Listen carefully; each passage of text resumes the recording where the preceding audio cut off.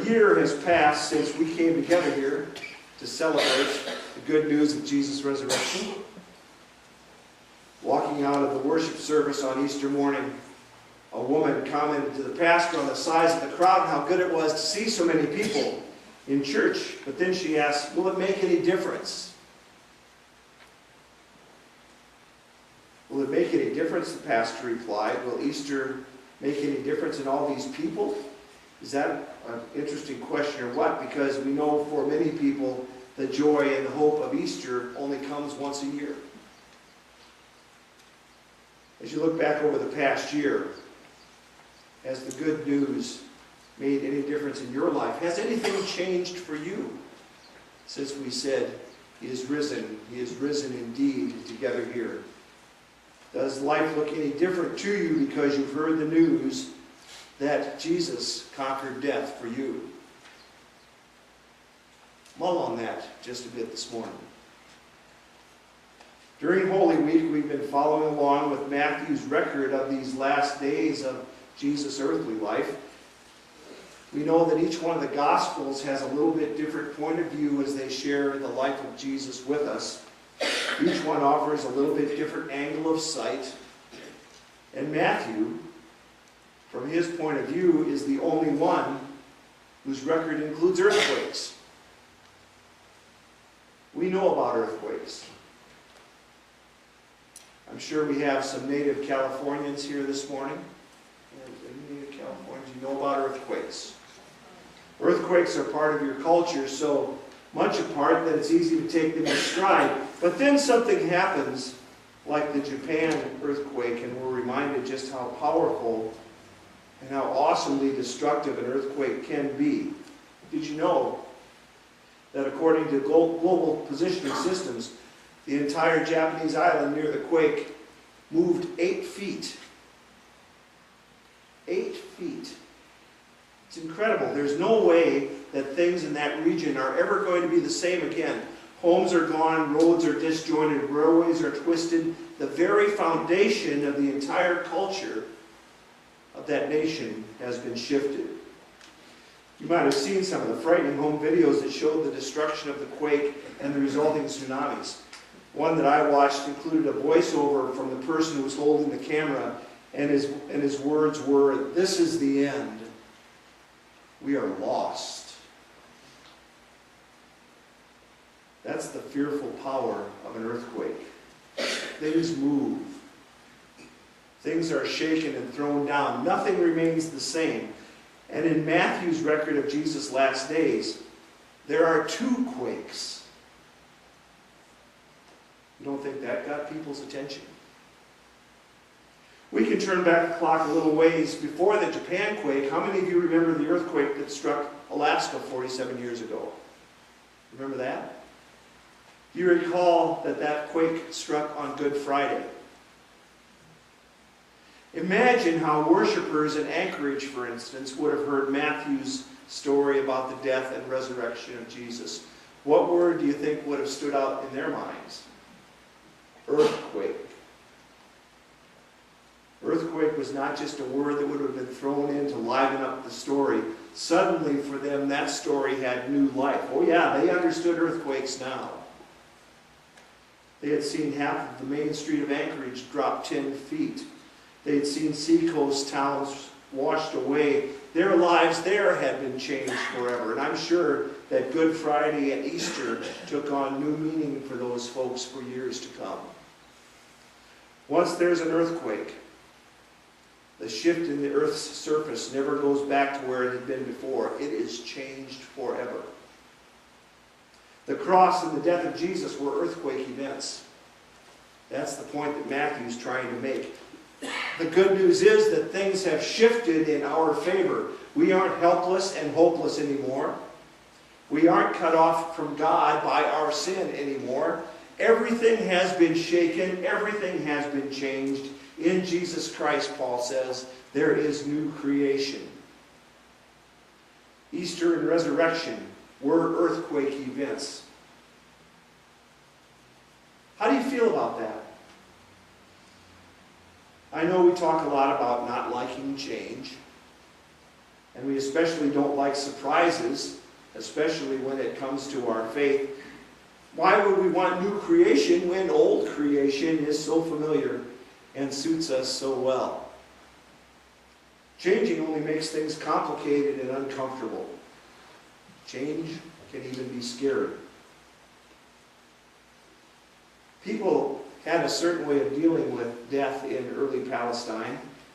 In the first century, the body was quickly placed in a tomb, and at the first appropriate opportunity, in Jesus' case, after the Sabbath was over, the burial process was completed with a preparation of spices and ointments. And that's what the women were used to. That's what they were expecting when they went to the tomb. Then an earthquake struck, and everything changed. There was no body to embalm. There was a resurrection to celebrate. They were scared to death. They were shaken to the core. Now, their reaction to that quake, that change, could have been like that Japanese cameraman. This is the end. We are lost. But the first words that they heard after that earthquake were, "Do not be afraid."